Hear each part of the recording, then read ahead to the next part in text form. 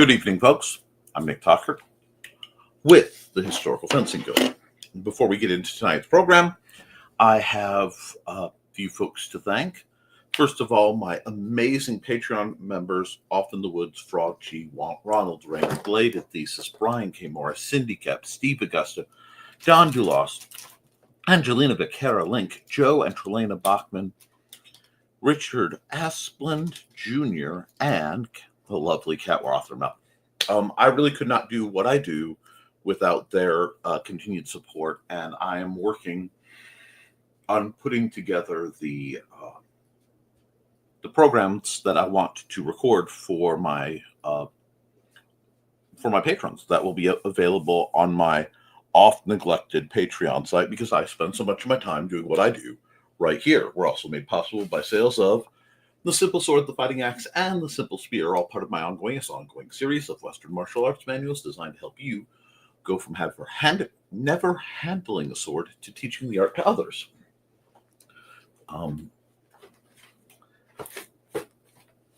And of course, our broadcasts are all made possible with the support of our good friends over at the Independent Creator Directory. That's IndieCD.org, your one-stop shop for the best and the brightest authors, artists, and musicians. And if you are looking to join their number and have a place where you can be hosted, consider going to that link. Now, hi all. I actually have some stuff I want to talk about tonight. It's been quite a week for Historical Fencing Guild matters. I did receive some interesting questions that we're going to go into in just a moment. But first off, I want to talk about an announcement. I am in the process right now of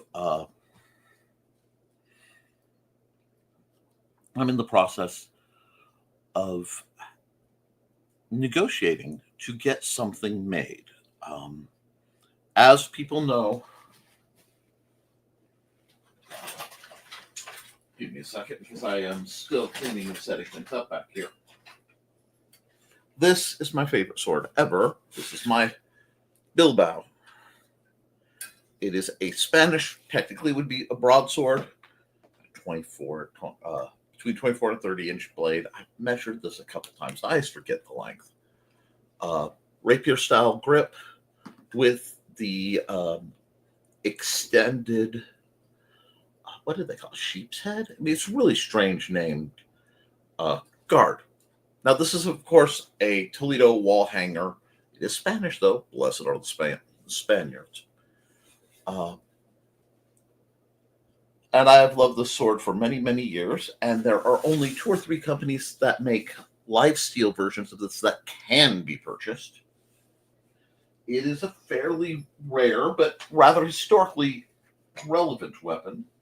And again, quite literally my favorite sword.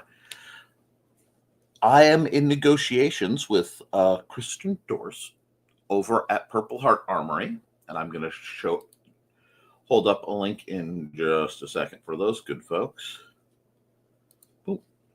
Woodenswords.com. Put this little end bit. Whenever you go, make sure this end bit is there, especially if you purchase. I get a small kickback, but it also helps you guys. Sorry. I've been speaking with him, and it will not likely be till after Christmas, so we are talking months away, early next year.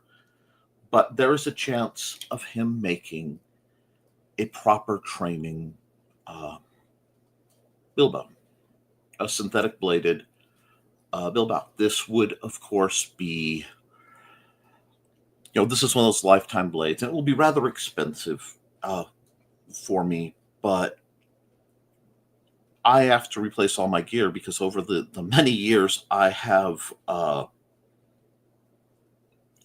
gear, and every time it comes time to upgrade my own personal gear, unless I am trying on stuff that I've acquired at like yard sales,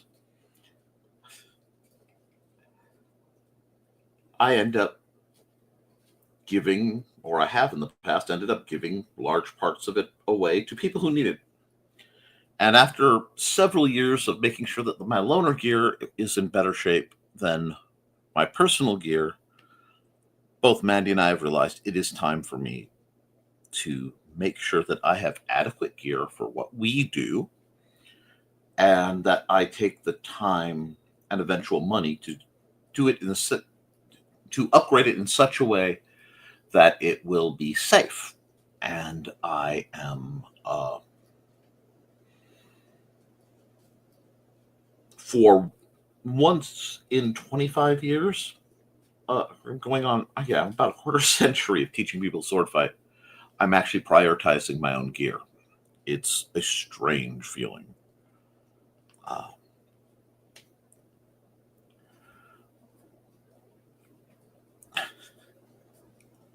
I am baffled and uncomfortable with the prospect of looking at gear from I'm not trying to buy 4 of them or 10 of them for training and, to pass on, but to go to myself. So I figured if I'm chasing it, it's going to be the weapon I have been looking for a long time. So that is something that is going to be significant for me. I will be saving up to be able to afford, the results, and I'm hoping Mr. Dorst does so.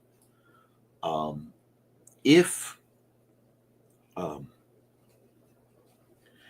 you have the means, please reach out to him and ask about both the Italian tactical side sword, because he set that up for me, and they're not. It's not on the market.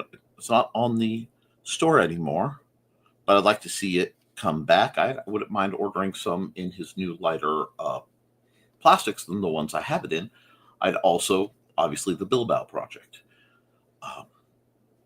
This is why it's so important for you guys, when you feel like sword shopping and you're looking at trainers and books and things, to please check out the wares of Purple Heart Armory.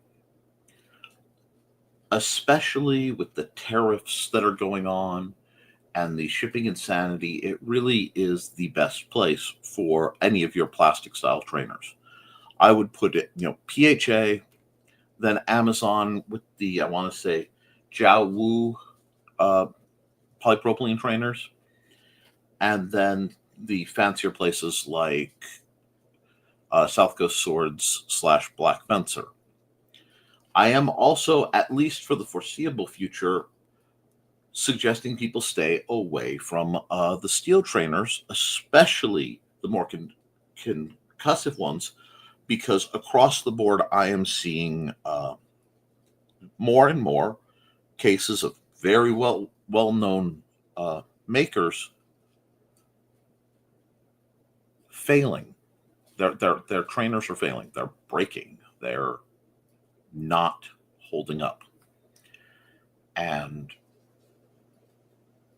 people are having puncture failures and getting stabbed. I cannot sit idly by and not mention that. So we're going to be working towards some gear changes around here. I also have a few students who are, several of my gamers are approaching the age of adulthood. They are 18 or nearly 18, which means I will have to, probably starting either this winter, doing guided work into this spring and, the 2026, I'll be starting that over. And I may also be doing what I consider organizational research, so that should they decide they want to go out and play more elsewhere, I can hand them information of local groups. That will be an interesting adventure on my part, bit of research, because as you guys know, I need more on my plate. But that's the first set of things. My second set / or else I need to talk. I might not seem like I'm myself right now. I'm a little diminished, and that is because I was bitten by something, some type of insect or spider, and I reacted rather badly to it for my levels of reaction, and I've had to take some medicine to treat that. I have to keep an eye on it, but because I've taken that grade of medicine, I'm a little drowsier than usual. So we're going to have to work through the fog. And that's okay. That is a necessity. We're going to make that happen. That's how we roll in these parts. But I need to check the comments because I've ignored the comments for a bit. And then we'll go into what's going on. First to the door is Grim. Hello, Grim. I was just obviously thinking about you. I had the pleasure of seeing you and a few other folks recently, and I had such a wonderful time, but that did put you guys on my mind, so to speak. So yes, I'm trying to get the practice stuff put together to get training going for basically the folks at the library who have politely requested it for self-defense. So that is coming. I've not forgotten my word. You're not 18 yet, so you couldn't start anyway. So yeah, but nothing stopping you from reading books. So am I okay? Thank you for asking.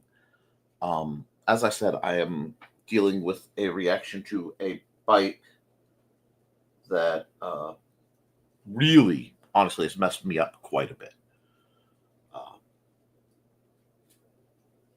I have to keep an eye on it to prevent further issues, but yeah, and because I had to take a Benadryl. The fact I took a Benadryl and I'm a little drowsy, but I'm not laid out on the couch, speaks wonders to just how unpleasant my reaction to this bug bite is. It happens. We are going to move forward through it, and it looks like we've got our first bot of the night. And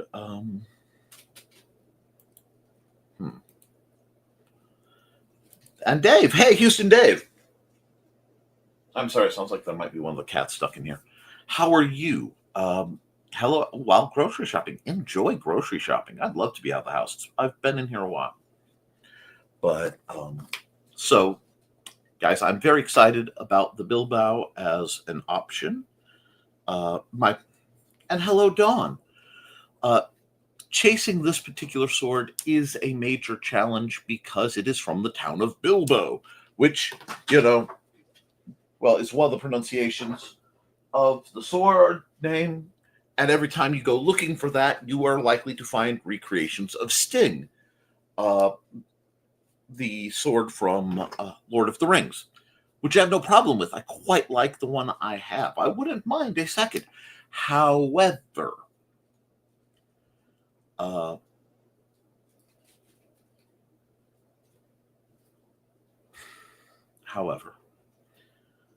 when you're trying to chase a historical weapon, it can be challenging, especially since it's a historical weapon with ties to a language I do not speak.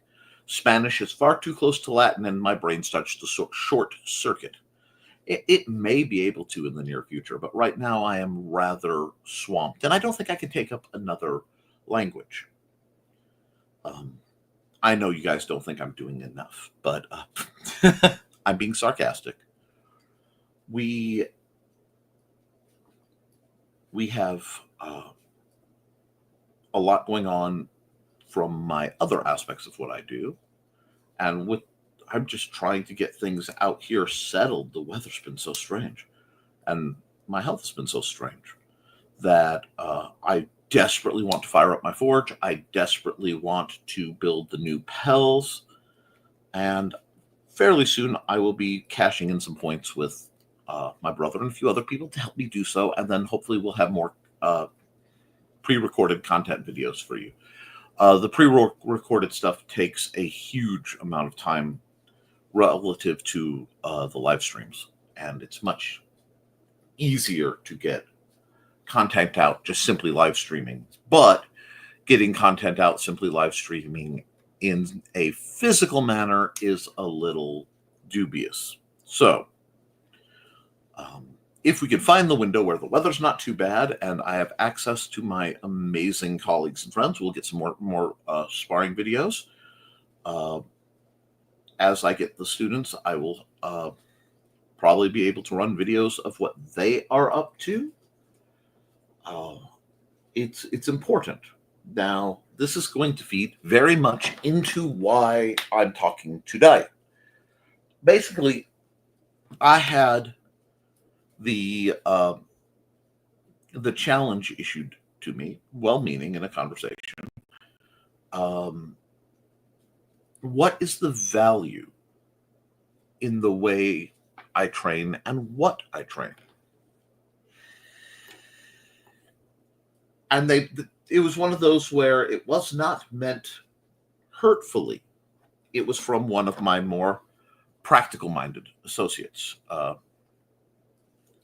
And I need to use the term associates and acquaintances far more than I do, because there are a lot of people in my life who I know, but I don't, and I call them friends, but they don't behave like friends, so I don't really think they deserve the fullness of that title, if that makes any sense.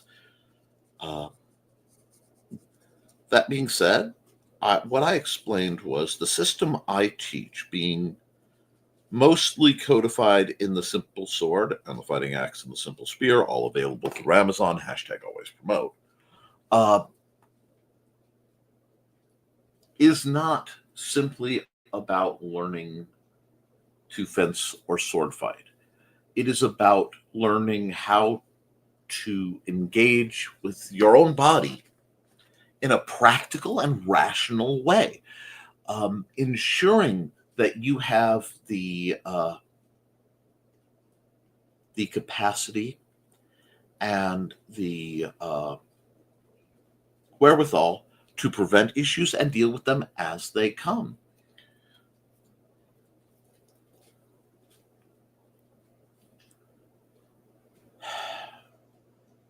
And what I do,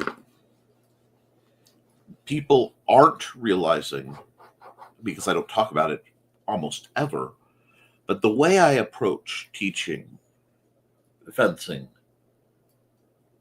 can be interpreted to open hand. It can be interpreted to a variety of purpose-built and improvised tools of defense. And note, I am trying to even avoid using the term weaponry in this conversation, because by saying weaponry, people take that as an offensive intent. And that is rarely, if ever, my purpose. What I want to build for my students, for my friends, for the people who qualify there and more, both categories and more, is a means to not only preempt the vast majority of conflicts through constant vigilance, but through constant applied vigilance, deflate the sense of hypervigilance that can come from trauma. Remember, the vast majority of my students are non-traditional students. The vast majority of people I've worked with are people who have endured mental, physical, or sexual abuse, self-harm, suicide attempts. I started to try to candy coat it for the streams because a lot of them don't like these words, but these words matter. It's important that when we are having a real adult conversation that we use the proper terminology. I still believe words matter. I still believe ideas matter.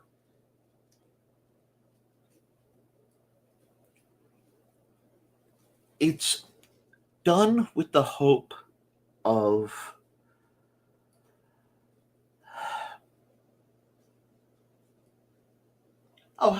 hello, Dave. Dave's talking to fellow sorts of preventing,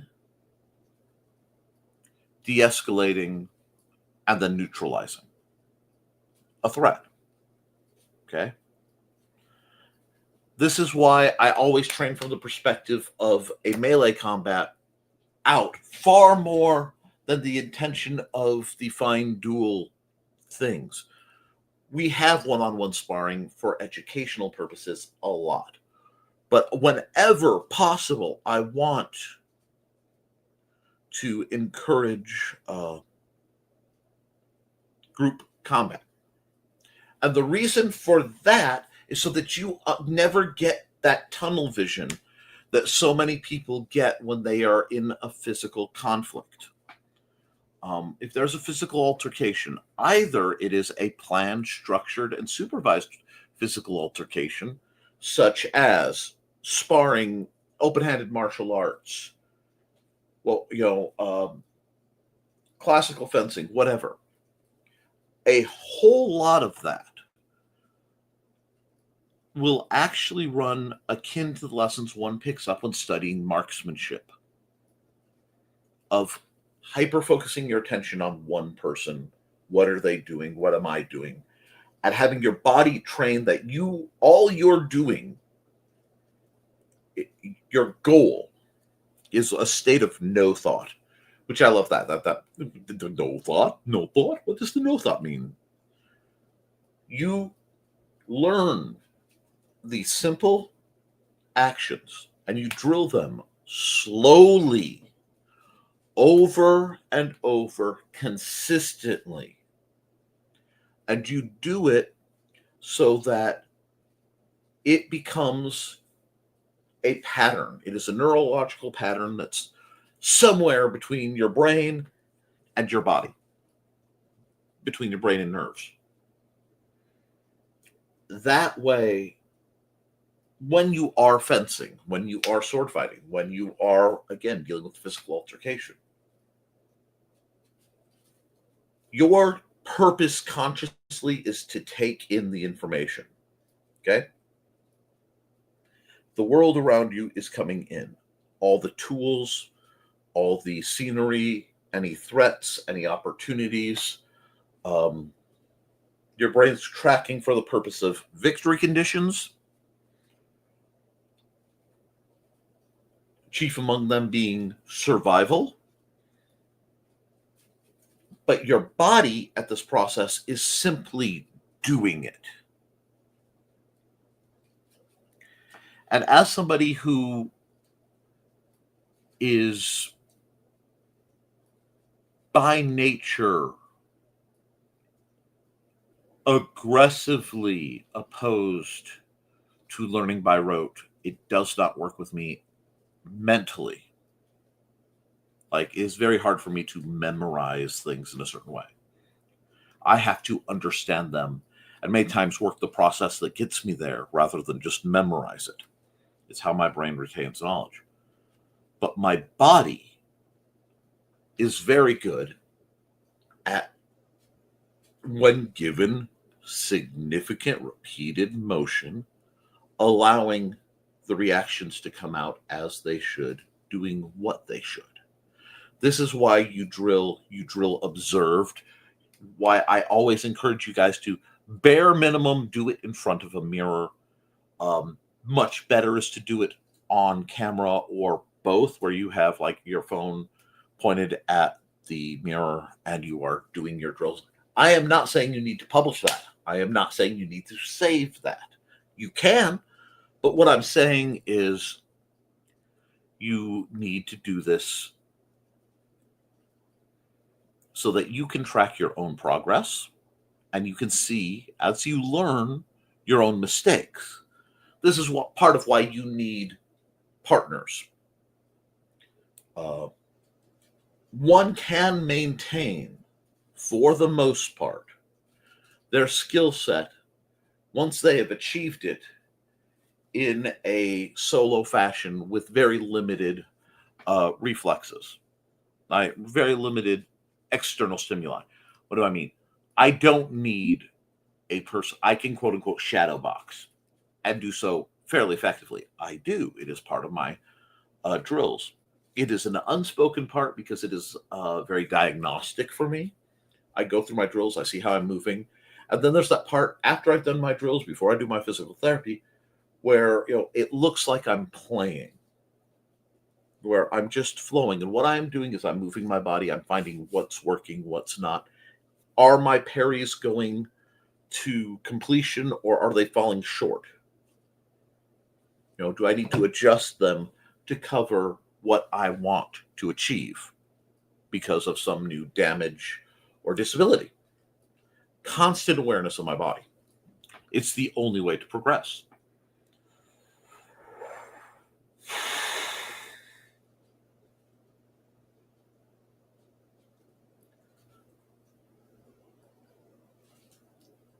I know the aspects that I focus on, that I harp on, that I rhapsodize over are very basic. I am not teaching exceptionally elaborate styles. I am not seeking the fine tuning of one tempo or, can I mirror this hard to pronounce German word as a strike? As I expressed, I don't think that way, and I never have. I have found one of the biggest gatekeeping methods that exist in the study of martial arts, especially, all martial arts, is the proclivity for holding on to the native terms of the speaker to either be historically correct or to sound impressive, and to use that as an identifier and a gatekeeper.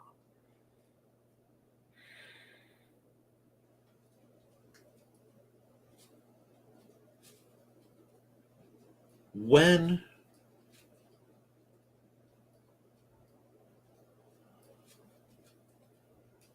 you are looking into this, or from outside or in, when you're looking into swordsmanship and looking into what I teach, I have said many times, the foundation of what I do is that I studied and read the books of a whole bunch of the masters over the years.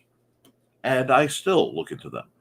And I look into the techniques as expounded by the different Chinese resources I have, or Korean, or whatever I can get my mitts on to sit down, cuddle up, and study. I still do. And I have found over the years, they love to argue about the finer points, the minutia, But the basic rules, especially for people starting out, tend to be similar if the style's been around for a while. And across the board, there are certain basic rules I find in combatives, I find in historical manuals, in modern sport fighting. I find the same concepts in boxing, in Muay Thai, in Meyer Greatsword. And I will always look at it's almost a democratic approach to Western martial arts. And Eastern martial arts have influenced me. I will never say they haven't, but it's much easier for me to explain. I'm coming from a Western martial arts mentality.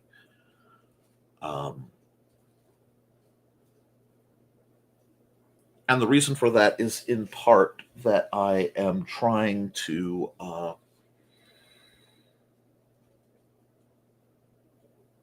elaborate upon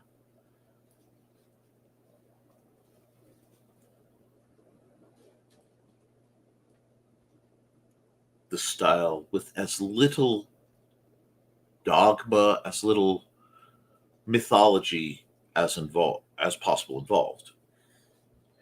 And there is a place for mysticism and spiritualism and any number of isms.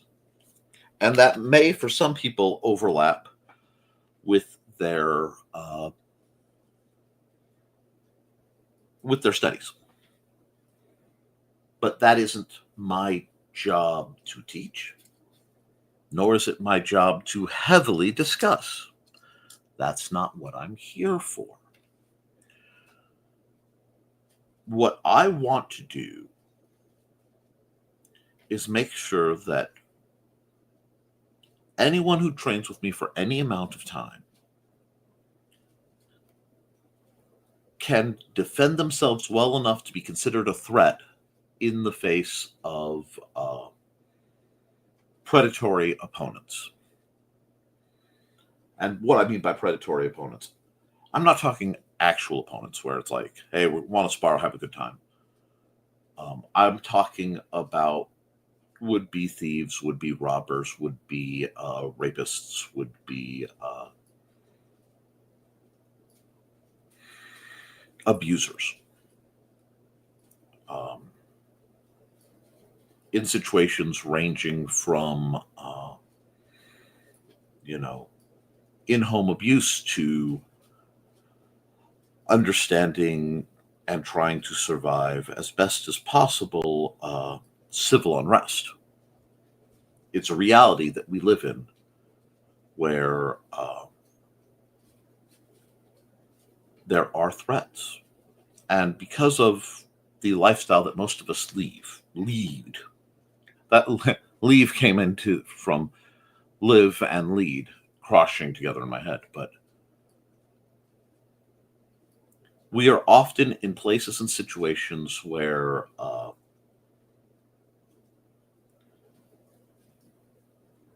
do I put this? Weapons people default to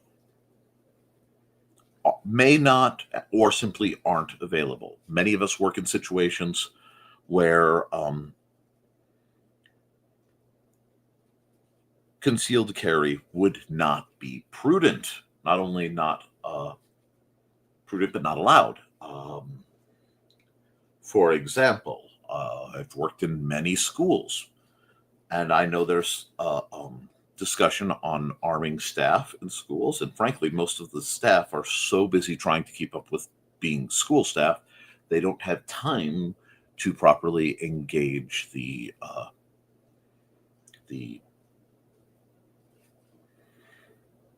issues, the safety of to engage the training you would need to be able to act proactively with weapons. And further, the nature of someone inclined to be a teacher makes them also, if they are good, empathetic enough that using dangerous to deadly force to neutralize a student who is a threat would be beyond their means. I don't want to say they just aren't sociopathic enough to do that, but it's just true. The kind of people who make good teachers do not usually make the best assassins. I don't know how it's a complex subject. And I will say this. I believe the Second Amendment is what guarantees the First. I believe that it is one of the major bulwarks against both tyranny and oppression, as well as simple evil. People need to be able to survive. And I don't think it should be infringed. This will offend some people. I'm okay with that. I have no issue offending people. However, I believe that understanding the applications of the Second Amendment goes far beyond the scope of mere firearms and up into projectile weapons. We need instead to understand a mentality of you are always armed with something, because many of us lack the size and strength to have our mere presence be a deterrent. I have a gentleman, he is a dear friend, I've known him a long time, my buddy John. The thing about my buddy John is he's always been a big guy, a large, intimidating figure scaled to age. And he's always been treated with the reverence, perhaps, that is afforded someone of his size, totally irrelevant of the level of training and capacities he has. It is a privilege. Big guy privilege might be a way to look at it, that the smaller among us simply don't have. In a fair fight, force to force, the smaller, weaker opponent will lose. This is why, inerringly, we must be guided and plotting to cheat, to use whatever force multipliers we can use safely, legally, and as compassionately as possible to maintain our own safety. And the only way to do this is to train your body to have scaled, appropriate, reflexive actions. Not to overreact and not to underreact. And when I say overreact, there was a time in my life where if someone startled me from behind for a split second, they may risk bodily harm from me, as my reflexes and my mentality was incredibly tightly coiled. So that if startled, I went immediately to fight or flight, and back then my legs didn't work real good. So I immediately went from 0 to I have to apply overwhelming force now. Now this was, for the most part, 20 years ago or longer. This was also a big part of why I took up fencing, so that I could control that, harness it, and turn hypervigilance into vigilance. But to do that, I had to train my body so I wasn't clumsy anymore. And I had to understand the root of why I was a klutz. And the vast majority of it, I realize now, ties to the mentality of being, at the time, an undiagnosed neurodivergent. Someone with, bare minimum, we'll say, ADD.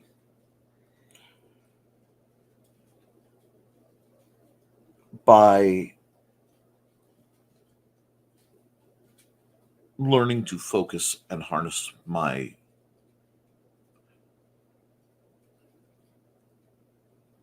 functioning of my perception, it stopped exhausting me. It stopped, because being scared all the time is exhausting. And when you go through the kind of stuff I went through in my own traumas, I've talked a good deal about some of them. Some of them I don't elaborate on. And that is a mix of I share a great deal, but I should be allowed moments of privacy. And balancing that with I want people to understand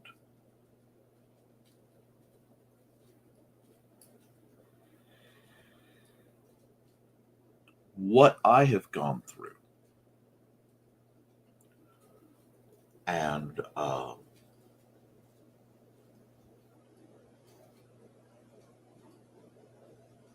how that has shaped my perspective.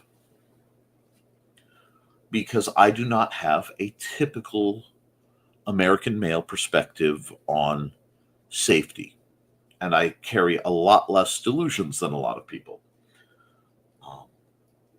I also,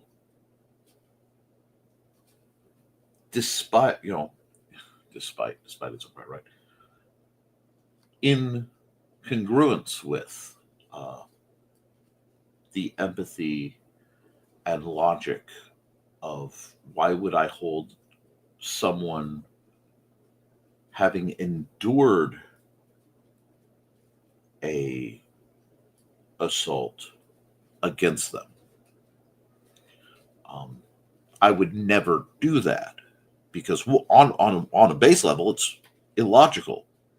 If someone is robbed, someone's house gets robbed, you don't yell at them and call them like they are dirty somehow or unclean.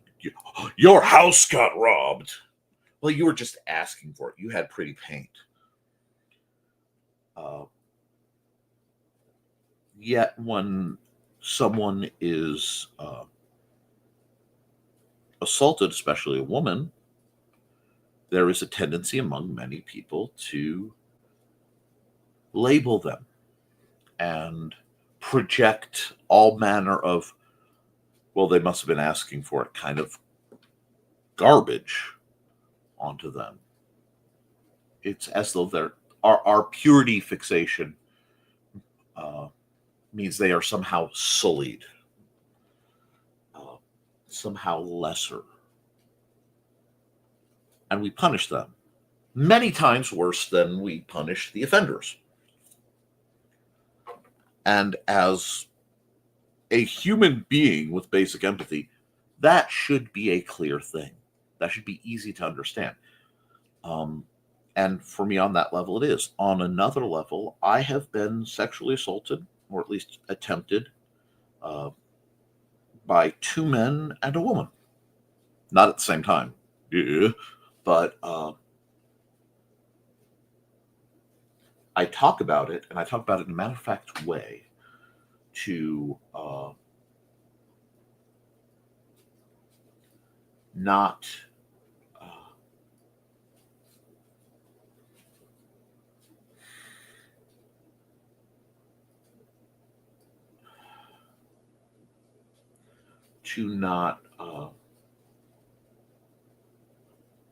let people think to not encourage people to feel bad about it. It should not be something that people are punished for. But it means I understand the feeling of that loss of power, that loss of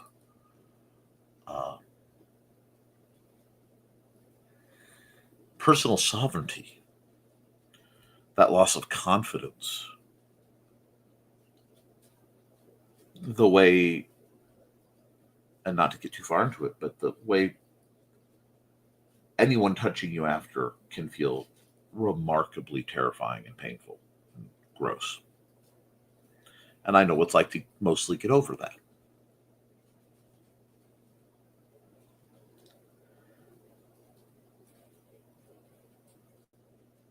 So what I do with the intent of building foundation and then encouraging you to find what you need.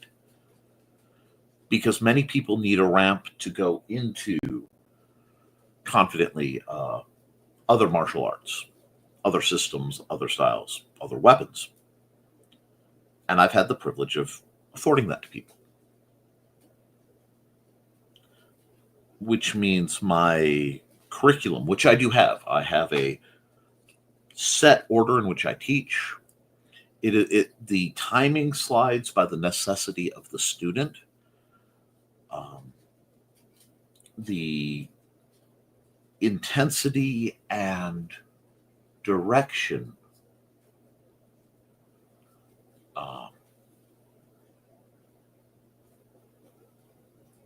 does a lot to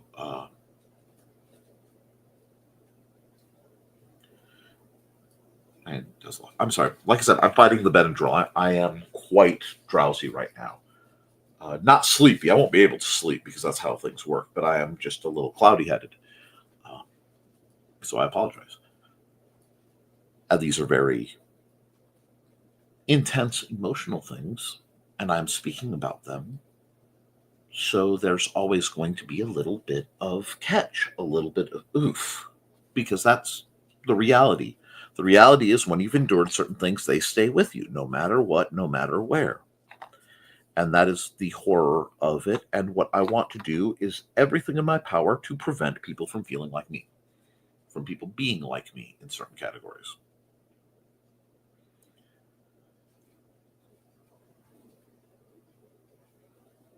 So I have to build my curriculum. I had to build my ideas of how I teach from as close to the ground as possible. And I'm not talking about rolling around on the ground like jujitsu. I mean, from people with the absolute, not only the absolute least training, but people who, while they want to learn consciously, will have unconscious barriers mentally impeding their progress. Because when someone's confidence has been destroyed, everything you do to build them up to a measure will feel like a lie. Especially when, the destruction of that has come alongside people manipulating relatively good feelings for service.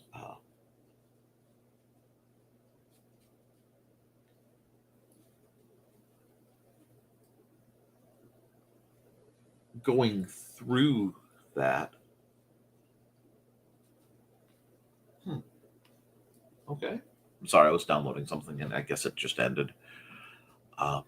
Going through that breaks a part of your reality. So, for the people who haven't,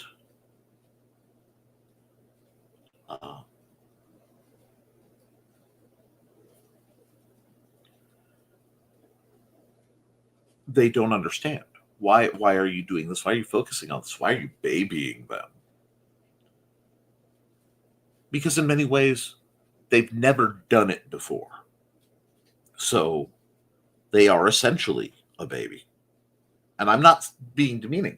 What I mean is when a toddler or when somebody's learning to write, okay? When somebody's learning to write or draw, and if you're talking to them and they're working to learn to write or draw or read, I've worked with adults who, because of mental limitations, they're trying to learn to be functional, but they take time. You don't kick them. I mean, because they've never done it before. They need that time. And you shouldn't kick yourself for not being immediately good at something or not being what you expect. You have to find out what you are before anything else. It's like I tell people, a lot of people want to fight. Good for them. I have to teach them how to stand. Well, I want to go sword fight. That's fine. I have to teach you how to stand. And once you know how to stand, we're going to teach you how to walk. And once you know how to walk, then you might learn some lunges. But do your lunges. They're good for you. Then you can learn to dance. Because that's all footwork is. Footwork is dancing.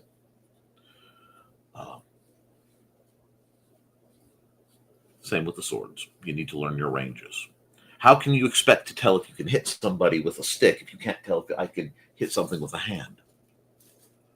If I don't know exactly how far, or I can guesstimate visually because I've trained myself here, how can I know this hat part will miss and this one will hit? Training, practice, experience. You have to build these processes up from the ground up sliding scale for what people need, which means tailored individual training. And I can do that in part because the actual system I use that I have found effective enough for what I've done in multiple groups and situations, both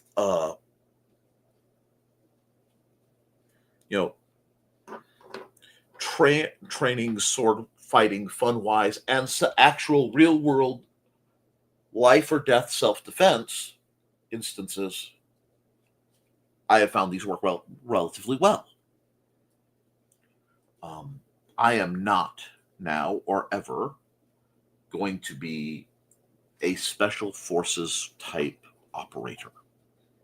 What I do does not have those skills, in part because my body and its damage could not keep up with the requirements of some of those skills, and because the mix of my personal empathy and my boundaries of my religion and faith preclude me from allowing certain levels of, frankly, bloodthirst, even in self-defense, which I understand rationally and practically is not a courtesy I expect my opponents to ever show me.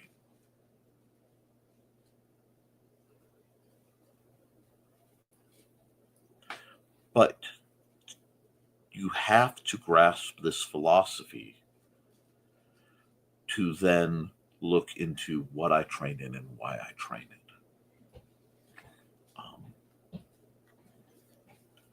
While I actually have no problem with great swords, and I even find real world applications for it as part of a system, I don't favor it. And I don't favor greatsword over other styles, largely because in my world and where I travel and what I have to do, a lot of that is impractical for my setting.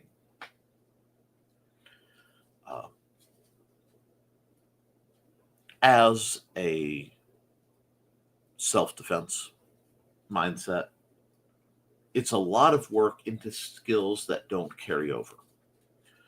This is why you will find that I prefer to train with shorter weapons, even though I'm I am 5'7", 5'8" on a good day, depending on how my back is aligned. With my different joints that can get out of socket, I can get down to 5'6", 5'5". It's like, that is a lot of spread. Yes, because my back is bent, my hips pop out of socket, my knees pop out of socket. It literally affects my height greatly. The curvature of my spine due to spasms and things.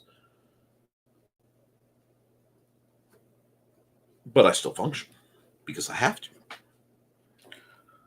And because where I learned, the people I associated with, and you will find this in a lot of the martial styles, were so much larger than me, as a rule. There were exceptions, of course, one or two, and I mean that literally. My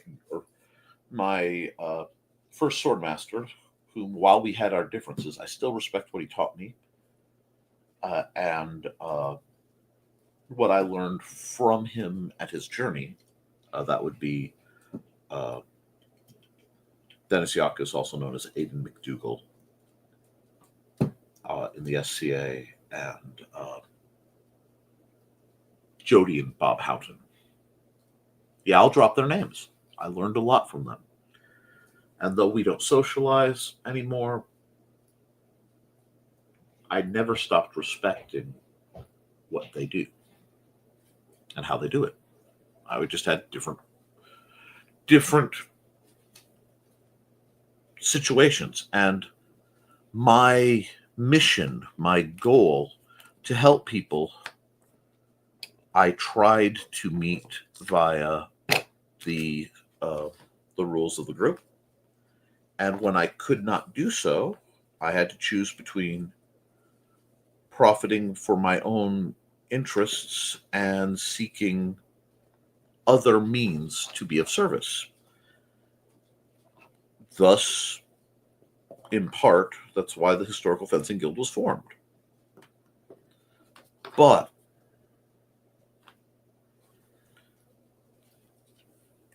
if we are to progress, we have to acknowledge what we've learned from and move forward.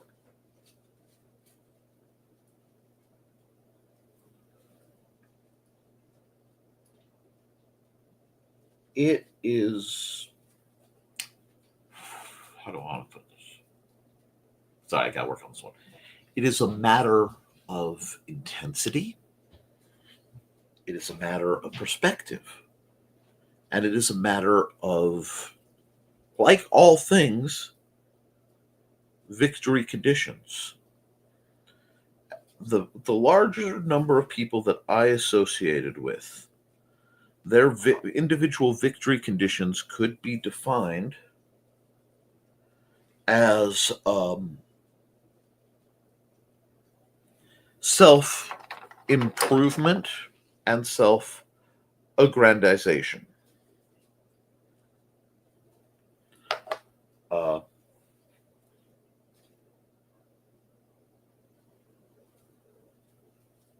They were chasing the point of the spear of what is the best out there. And they wanted the accolades. Those who know me know, and this is not any reverse psychology, I usually flee from accolades whenever possible. I'm incredibly uncomfortable with that. Leftovers from just who and what I've become and what I've done.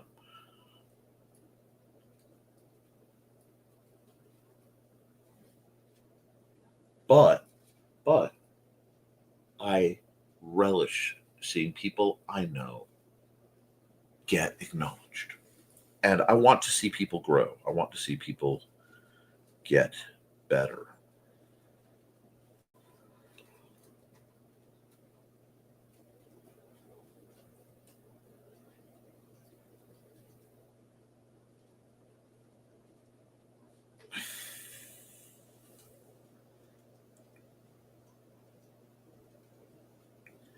And be safer. That is where my arrogance comes into play. And that, in part, is the secret truth behind why I gear so much of what I do to people just starting out. It's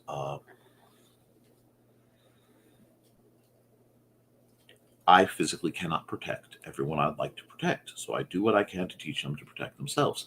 Hello, Kakanaz. How you create them? I'm not quite sure what you are referring to.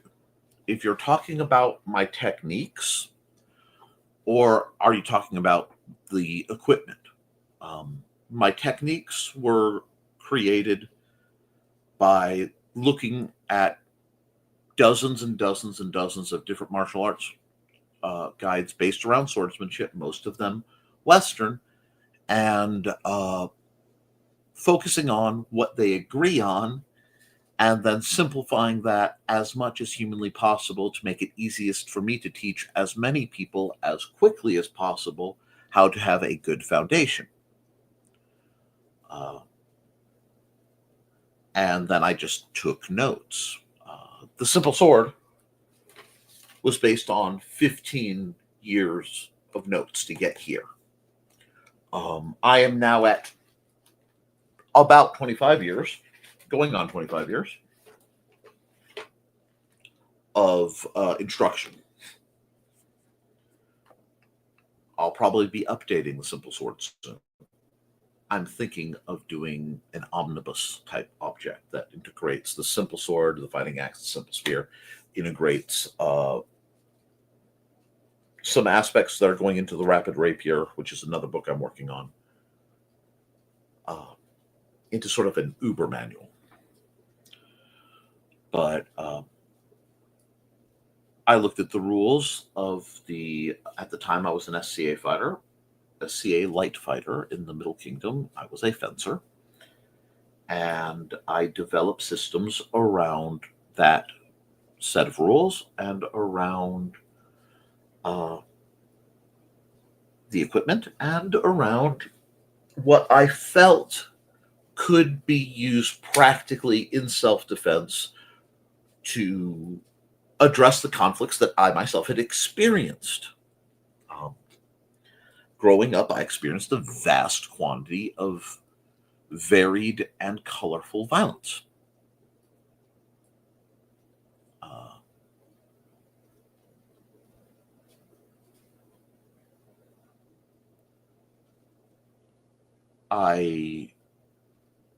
Instead of letting that consume me, I learned to understand it.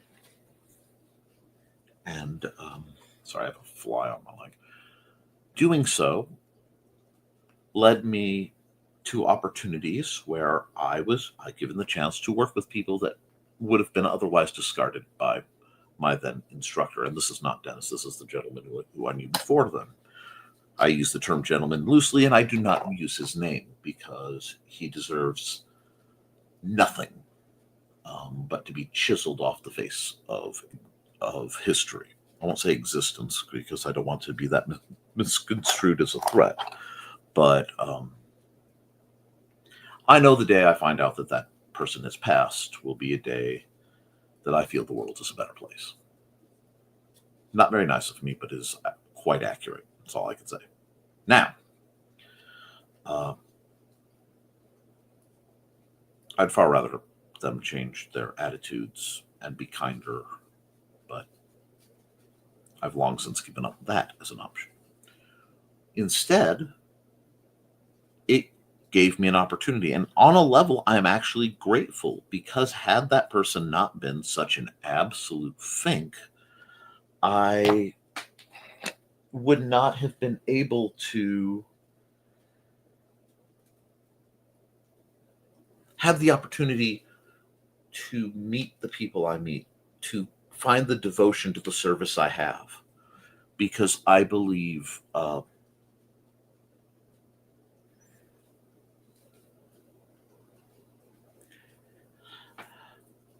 you can help people feel better, and that is a wonderful thing to do. You can help people live better. That is a wonderful thing to do. But there are a lot of people who just seem geared to making people feel better contingent on their benefit to the helper. Many people use this knowledge as a hidden commodity to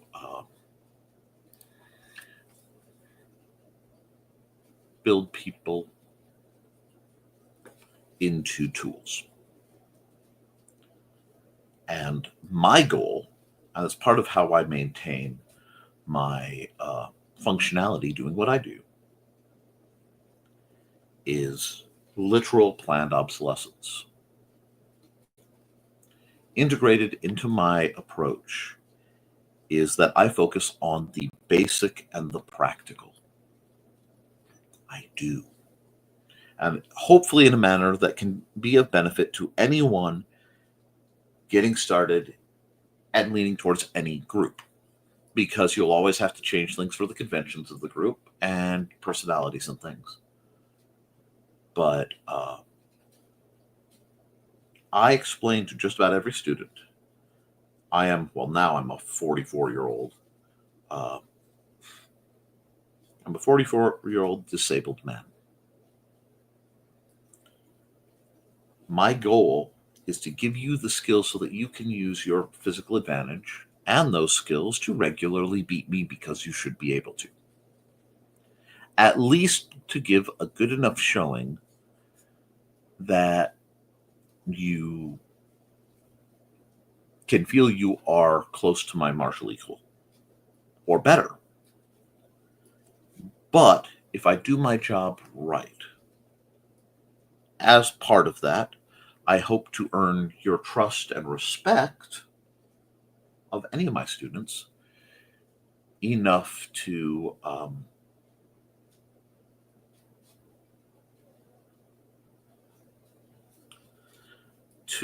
let me continue to be of service, because what I can do mentally, what I can assess, what I can catch often outruns what I can physically accomplish anymore.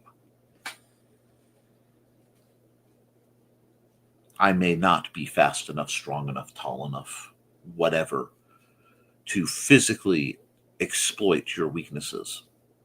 But I am gifted in perception and analysis.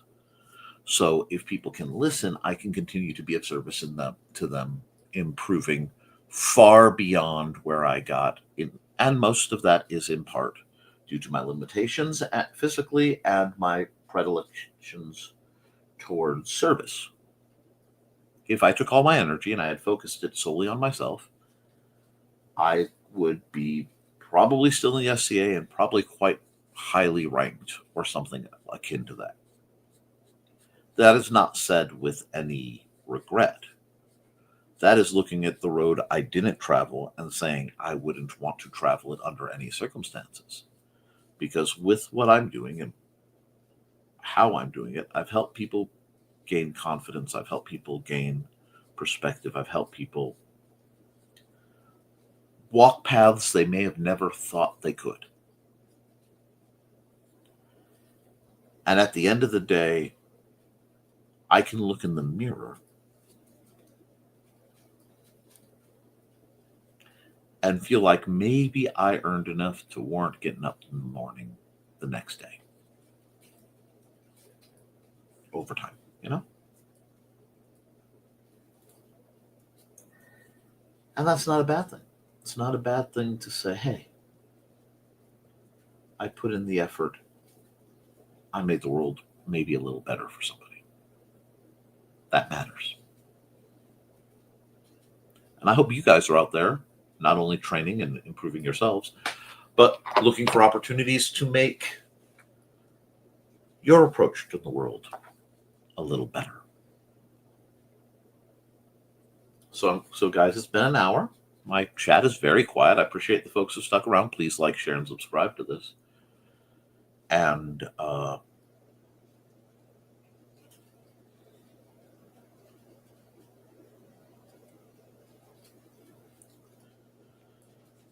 know what, guys? Do your drills. Keep your guard up.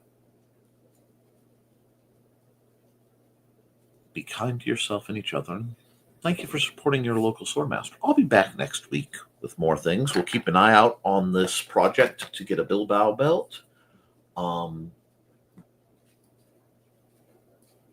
Honestly, this is my busiest period. I have conventions that I am either running or attending. Basically,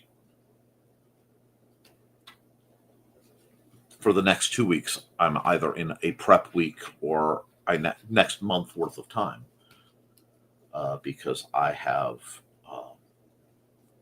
a little tiny convention I run, and I don't even have a relay for that here. So give me just a moment.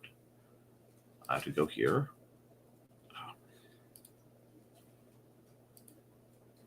Wrong button. Sorry, they moved my buttons around. Anyway, there we go. Just because I feel weird being shrunk with the other logo going, but here we are. Library Con, October 11th, 2025, 10 a.m. to 2 p.m. Benton County Public Library, 102 North Van Buren Avenue, Fowler, Indiana, 47944. I will be running a booth selling my books, selling artwork, selling games, and possibly Nerf blasters. Actually, probably Nerf blasters. To raise money in part for my programs and in part for supporting what I do with my my son. And then November 1st through and 2nd, I will be at LodgeCon, which is a gaming event at the Will County Fairgrounds in Peatone, Illinois. So that's a big event for my year. I'm looking very forward to it, but that does mean between now and then I have to do a lot of artwork. I have to make a lot of materials and do a lot of setup. So if you're interested in LibraryCon, it is free to attend. We have 2 vendors besides myself set up. We have room for 2 to 4 more. It's a very small site.